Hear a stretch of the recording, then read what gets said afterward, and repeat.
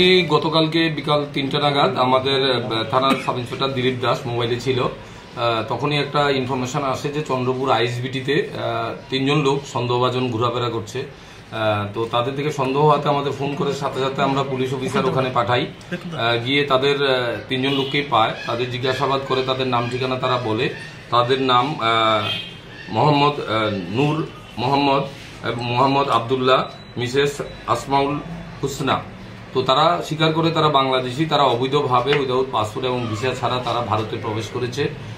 তারা গতকালকেই তারা সোনামুড়া কুমিল্লা বর্ডার এবং সোনামুড়া দিয়ে তারা প্রাইমারি ইন্টারভিউশন যেটা বলেছে ওই দিক দিয়ে তারা দালাল মারফত তারা এই দিক দিয়ে ক্রস করেছে। তাদের ওখান থেকে আগরতলা রেল স্টেশনের বাইরে একটা গাড়ি দিয়ে নামিয়ে দিয়ে যায়। তখন তারা স্টেশনে যায়, গিয়ে তারা ট্রেন পায়নি, ট্রেন নেই আর গতকালকে। তখন তারা একটা অটো করে তারা চন্দ্রপুর আইএসবিটিতে চলে এসছে। কেউ বলেছে এখানে বাসের বাইরে যেতে পারবে।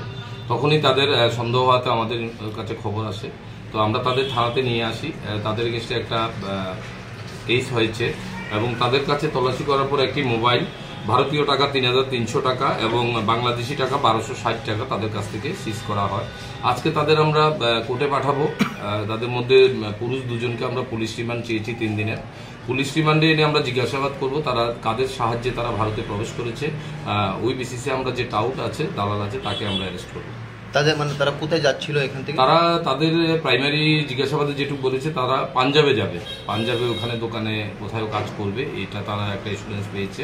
এই জন্য তারা পাঞ্জাবে যাওয়ার জন্য এসছে।